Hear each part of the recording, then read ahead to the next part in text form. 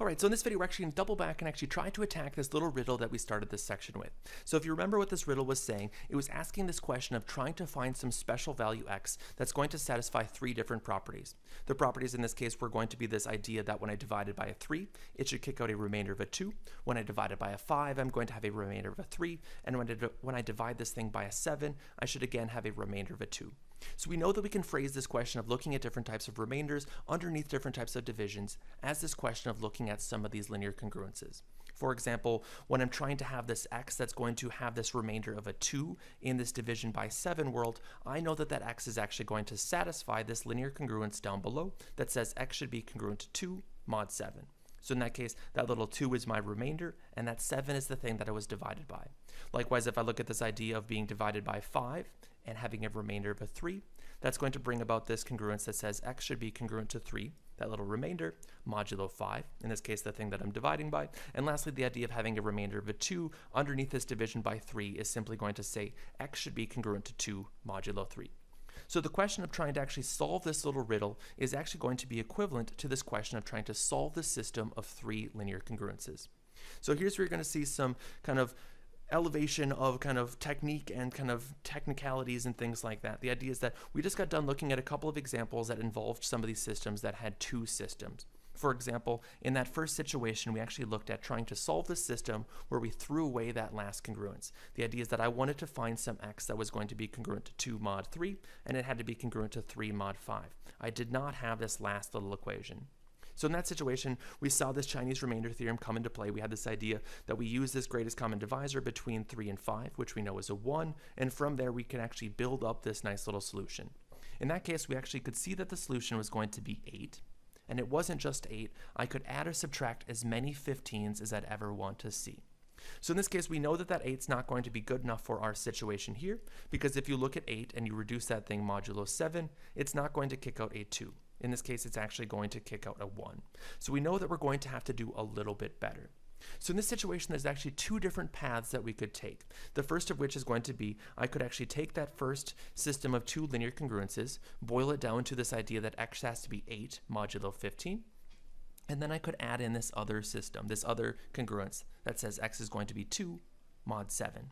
So in this case, these 2 systems are actually going to be equivalent. So in this case, you can see that I can take a system that has 3 things, and I can pare it down to something that only has 2. In this case, you would actually have to rerun that exact same argument that we just got done doing another time. And that's a technical, it's a valid argument to go about it like that, but it's not so great in terms of actually trying to extend this to much larger systems. So what we're going to do is we're actually going to try to attack this system on its own. So not using this knowledge that the first 2 can actually be pared down to looking at 8 mod 15.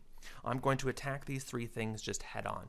The idea is that once I know how to attack something that has 3 equations or 3 congruences, moving that up to the idea of looking at 4 or 5 or 6 or 50 or 100 becomes pretty easy. Well, it's not so easy. It's still pretty technical and there's lots of guts going on behind the scenes, but that generalization works pretty nicely. And then you can kind of go back and actually code it, and the coding side of things doesn't become so bad. The idea of trying to keep track of what's going on in the other situation is a lot more bookkeeping than the way that we're going to go about it in this situation. So let's dive into that idea. So we're going to see a bunch of things coming together. So I'm going to try to keep some of my color coding intact so you can start to see kind of all of those little pieces moving around, so that when you're going ahead and trying to do some of these on your own, you can say, oh, that first thing, that little 3 is behaving just like my 11 in my problem, or whatever number that first little moduli happens to be. So the kicker in this whole problem is going to be built around those 3, 5s, and 7s. The idea of these 2, 3, and 2 in the middle, those really don't matter at all. Those can be whatever they want to be. But the important thing in this situation is that those numbers 3, 5, and 7, if you go and grab 2 of those things at any given point in time, they are going to be relatively prime to one another. The fancy term for this is going to be the notion that they are pairwise relatively prime. The idea is that if you grab the 3 and you grab the 5, they're relatively prime to one another. If you grab the 3 and you grab the 7, they're going to be relatively prime to one another. Likewise, if you grab the 5 and the 7, they're going to be relatively prime. So we don't really have a great way to compare all 3 of them at one time. So in this situation, it's going to give me this idea that as long as I can grab 2 of them and they're going to be blind to one another, I'm happy. So in this case, I actually have a little bit more going on because 3, 5, and 7 all happen to be prime numbers, so they're obviously going to be relatively prime to one another. So it's kind of a special situation in this one, but that's not the case that it has to be that they're actually prime. It again just kind of makes my life a little bit easier to choose relatively small prime numbers, so when I do all of these Euclidean algorithms and things like this, I'm less likely to mess up, basically. Okay, so what I'm going to do is I'm actually going to not look at just comparing 3s and 5s and 3s and 7s, but I'm going to start to build up these nice little groupings. So in this case, the first pair of numbers that I'm going to look at is going to be the pair 3, comma, the multiplication of the other two things. So in this case, those two pair of numbers, so in this case, this pair of numbers of 3, and in this case, I guess 35, they are in fact relatively prime to one another. Likewise, that second pair of numbers of 5, and in this case 21, they're going to be relatively prime. Likewise, this last little grouping of 7 and 15, they're also going to be relatively prime. So what we can do then is we can invoke this nice Bézout's theorem to say that there's going to be those nice little weights, those s's and t's, that are going to give me this kind of nice little linear congruence, or this linear combination that's going to kick out a 1. For example, I'm going to have a 3 multiplied by some s plus this 5 times a 7 multiplied by some t, and that's going to kick out a 1. Likewise, over here, what I'm going to have is I'm going to have a 5 multiplied by some s, and I'm going to try to keep the 5 and the s's actually looking different in this situation. It's going to be a 3 times a 7 plus a t is going to be a 1, and then this last little bit's going to say a 7 times an s plus a 3 times a 5t is going to kick out a 1.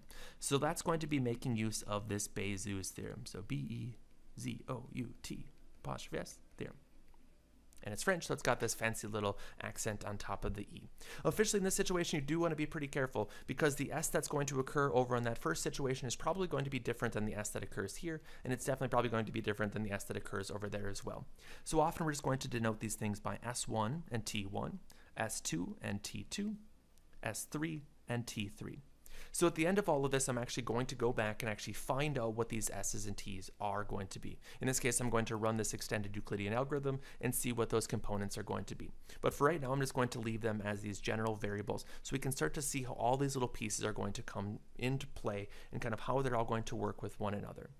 What I'm going to do now is I'm going to do this slick little trick of actually seeing some of these nice little inverses. My goal in this situation is to create objects that are going to be 1. The idea is that once I get to 1s, I can easily make a 1 into a 2 to satisfy that first thing. I can easily make a 1 into a 3, and I can easily make another 1 into a 2. So what I want to do is I want to create something that's going to be a 1 in the mod 3 setting. And if you look at this equation that I have over here, if you do a reduction of this thing modulo 3, that component right there is going to disappear because the 3 is going to turn into a 0. So I actually have that 5 times 7 times a t1 is going to be congruent to 1 modulo 3. And that's really nice to see because I now have something that's going to kick out a 1. What I'm going to do then eventually is turn that 1 into a 2 by simply multiplying by a 2. Likewise, this little middle component, I can actually do a reduction modulo 5, and then that first thing is going to disappear, and I'm going to be left with a 3 times a 7 times a t2 is going to be congruent to a 1 mod 5. And the last thing is going to say, okay, do this reduction modulo 7, which is going to say 3 times 5 times t3 is going to be congruent to 1 modulo 7. So what I want to do next is I want to take these ideas and actually push it a little bit farther. So I want to not have a 1 here, I'd rather have a 2. So I'm just going to multiply both sides of this congruence by a 2. So in this situation, I get a 2 multiplied by a 5 times a 7 times a t1 is going to be a 2 in this mod 3 setting. Likewise, if I want to turn this into a 3, because I want something that's going to be 3 modulo 5, I now have a 3 times a 7 times a t2 is going to be congruent to a 3, in this case modulo 5. And last but not least, I'm going to take that last little bit, and I want this thing to not be a 1 mod 7, but I want it to be a 2. So I'm going to multiply both sides by a 2. So what I end up having in this situation is I'm going to have a 2 times a 3 times a 5 times a t3 is going to be a 2, I'm changing that now, 2 modulo 7. Okay, so now I have the 3 super important building blocks to make this all work. I now have something that's going to kick out a 2 mod 3, which is what I want to see up above. I now have something that's going to turn into a 3 mod 5, and I have something that's going to turn into a 2 mod 7. What I want at the end of the day is I want one single number that's going to do this trick. Right now I have 3 different numbers floating around. So what I'm going to do is I'm simply going to add these things together. So at the end of the day, I'm going to create this x, which is going to be this first piece. So 257 T1. So 2 times 5 times 7 times T1 plus that second bit, the second bit being 337 T2, because I know that that's going to create my 3 mod 5. So 337 times a T2. And then the last little bit's going to say, okay, I need the component that's going to create the 2 mod 7, which is going to be a 2, 3, 5. That's a 5, right? Yeah, I'm terrible at writing these 5s. All right, it's the 5 because it came from right up above. All right, so 2, 3, 5, 2, 3, 5, and then a T3. So in this situation, I know that this number is going to do exactly what it's supposed to do. The idea is that if you looked at this thing, for example, modulo, let's look at the first one. So in this case, if I look at this thing modulo 3, well, this part over here has a 3 in it, so it would become a 0 in the mod 3 setting. This part right here would also become a 0 in the mod 3 setting. And we know that this part up here is built up to actually create a 2 modulo 3. So that number overall is going to create a 2 modulo 3. Likewise, if I try to do this reduction by, in this case, let's say a 5, well, I know that that part and that part is going to become a 0 in the mod 5 setting, and this part right here is going to become a 1, because that's exactly what that middle part over here said it's supposed to be. Sorry, not a 1, but a 3. I lied to you. A 3, because it's built up to become a 3. It's by design going to kick out that 3. And last but not least, I'm going to say if I do this reduction modulo 7, well, what's going to happen is that the first component and the second component would go away because there's 7s there, and then this last little part is built up to become exactly what it's supposed to. In this case, I know that it's going to become a 2 in the mod 7 setting. So by design, this number does exactly what it's supposed to. So in this case, this is the number that I'm looking for. This is one of these very nice solutions to my little riddle. The problem is obviously that I don't know what T1, T2, and T3 happen to be. So what I'm going to do is I'm actually going to try to find these special little numbers S1 and T1 via this Euclidean algorithm. So what I need to do is I need to run the Euclidean algorithm on this pair of numbers 3, 5, 7. So in this case, if I bring that over here, so 3, 5 times 7 is actually the pair of numbers 3, 35. So in this case, what I want to do is I want to try to see that the greatest common divisor is in fact going to be a 1, and then I'm going to work backwards to actually see what those little weights are going to be. So if I run this algorithm, I'm going to put the 35 first because it is the larger number, and then that second number is going to be a 3. So in this case, if I run this thing, I'm going to see that 3 goes into 35 11 times because 3 times 11 is 33. So I'm left with a 35 is going to be an 11 multiplied by a 3. In this case, you're going to see a remainder of a 2, which is then going to say my new pair, which is going to be off of the 3 and the 2, is going to be fed back into this thing. So a 3 and a 2. I'm going to have a 3. I know the 2 goes into 3 in this case 1 time, and I'm now going to have that nice little remainder of a 1 that I'm hoping to see. Officially, if I ran this one more time, you're going to see that I'm going to the 2 and the 1, which is going to say 2, which is 2 times 1, and here's my remainder of a 0, which says, okay, stop at that point, and then go back up to the last non-zero remainder. So in that case, that does in fact tell me that the greatest common divisor between 3 and 35 is 1, which we already knew in this situation. What it does give me, though, is the ability to go backwards. So taking this little equation that I have in the middle, I'm going to now have this fact. I'm going to have this fact that 1 is going to equal 3 minus 1 times 2. And now I'm going to work backwards up another rung. So in this case, I'm going to look at the equation up above. I can see that that little remainder of a 2 is going to be floating off at the very end, and I can solve that thing for a 2, which is going to say 2 is a 35 minus 11 times a 3, and I'm going to substitute that down here for my 2. So in this case, I get 3 minus 1 times, in this case, a 35 minus 11 times a 3. And now if I distribute, I'm going to see exactly what I want to. So I'm going to have a 1 with that 35. That's going to turn into a plus 12 multiplied by a 3.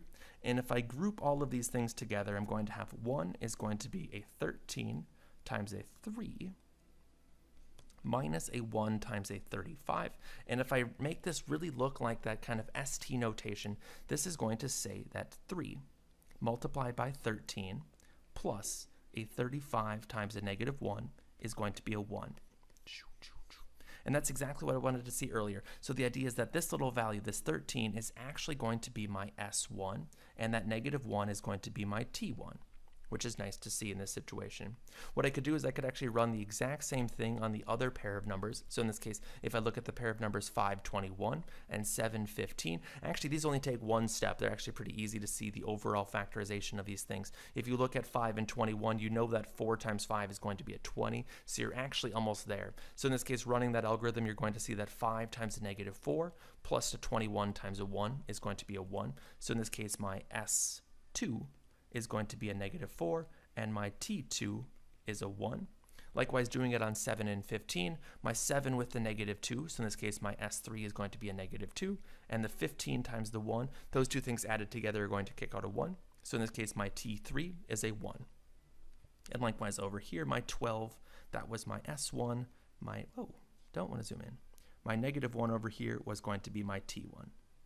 It's hard to make a little 1 down there. Okay, so now I have those 6 little things that I was hoping to see. Actually, what I really care about is just what the t values are. So my T1 is negative 1, my T2 is 1, and my T3 is a positive 1. So if I go back to actually this giant mess that I had, this was going to be my component that's going to have a negative 1 with it. This was going to have a 1 with it, and this is going to be a 1 as well. So go back to see. My negative 1 here, my positive 1 there, my positive 1. So if I feed all of this now into that special value of x that I had, I'm going to have 2 times 5 times 7 with a negative 1, plus a 3 times a 3 times a 7 times a 1, plus a 2 times a 3 times a 5 times a 1. And at this stage, you just simply have to try to clean this up just a little bit. So in this case, if you actually do this giant computation of seeing what all of these things are, then I'm just going to cheat in this case and say, oh, this is equal to 23. Yay! Okay, so in this case, this is actually that special little number that's going to satisfy or solve my system that I started with. And you can go back and actually check to make sure all of those things do in fact work. If you take that 23 and reduce it modulo 3, you see that, yep, it does in fact kick out a 2. If you take that 23 and reduce it by a 5, you can see that it's again going to kick out a 3. And if you take 23 and reduce it modulo 7, you can see in this case you can subtract a 7 3 times, and you're again going to have this 2. So the answer to my little riddle is going to be x is going to be equal to 23. Yay! Okay, so then the last question about this is going to say, is this the only solution to this thing, or are there going to be other solutions? And in this case, there's actually going to be an infinite number of solutions to this thing.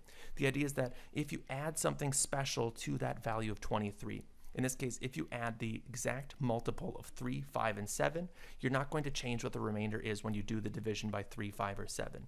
So in this case, 3 multiplied by 5 multiplied by 7 is going to kick out a 105. And I know that 105 modulo 3, 5, and 7 is always going to kick out a 0. So adding 105 as many times as you want to is not going to change those values in this modulo world. So in this case, 23 is going to work. So the idea is that x is going to be 23. But it's not the only thing that works. I can do plus or minus as many 105s as I ever want to see. So in this case, all of the solutions are going to be encapsulated with this nice little fact of saying, take the 23, add 105, add another 105, add another 105. I don't care how many times you add it, it's always going to kick out this nice solution in this case. The easiest one to see, though, in this case is going to be, give me that smallest one. Don't be overly cutesy to say, okay, it's going to be 23, and then you can add as many 105s as you'd ever want to see. So just kind of see what you're going to see in the filled out versions of these notes to kind of walk you through all of those little pieces just one more time. The kicker in all of this is going to be that 3, 5, and 7 are going to be pairwise relatively prime. So that's the idea that if you grab any two of those things and if you compare them, they're always going to kick out this GCD of a 1. So then you're going to build up these 3 special little groupings of numbers. Basically, everybody's going to get their turn being by themselves. So in this case, the 3's by itself, the 5's by itself, and the 7's by itself. Those 3 groupings of numbers are all going to be relatively prime. So in this case, I can invoke Bézout's theorem to say, oh, there's going to be these special numbers S1, S2, S3, T1, T2, T3 that give us these key equations. And everything's going to be built out of those things. The idea here is that that first equation, if you reduce it mod 3, it's going to have this component left over. That second one, if you reduce it mod 5, it's going to be this. And that third one, reduced mod 7, it's going to kick out that little bit. And so now I'm left with these 3 nice little congruences, and they're really close to what I want them to be, except for they're kicking out the wrong number. This is a 1, this is a 1, this is a 1, where I want them to be a 2, 3, and 2. So if you multiply this one by a 2, multiply this one by a 3, and multiply that one by a 2, you're then going to have the 3 little key building blocks. And then you take those 3 key building blocks, add them all up together, and you're going to create your nice little answer of x. In this case, you can actually check to see that, yes, it does actually satisfy what I'm hoping for. And then here's the kicker of what are these special values t1, t2, t3. This is where you had to run this extended Euclidean algorithm to actually see that those three little equations that I had on the previous slide actually do have these nice little known values. So in this case, this is my t1, this is going to be my t2, and that's going to be my t3. And then I can plug all those things up into that top little bit. Once I plug them all in, I simplify to see what it's going to be. So in this case, it kicks out a 23, and it's going to say, yay, 23 is my answer. But it's not going to be the only answer because I know that I can do this kind of adding as many 105s as I want to this thing. So the idea is that this 105 is obtained by taking 3 times 5 times 7.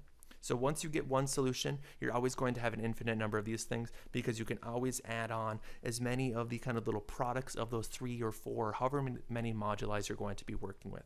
So in that case, that's actually going to go ahead and solve this thing. So there's a lot of little components that go into this. The big kind of time waster, I guess, is actually running this extended Euclidean algorithm on this thing, which is why there are some pretty efficient systems for actually computing some of these little weights.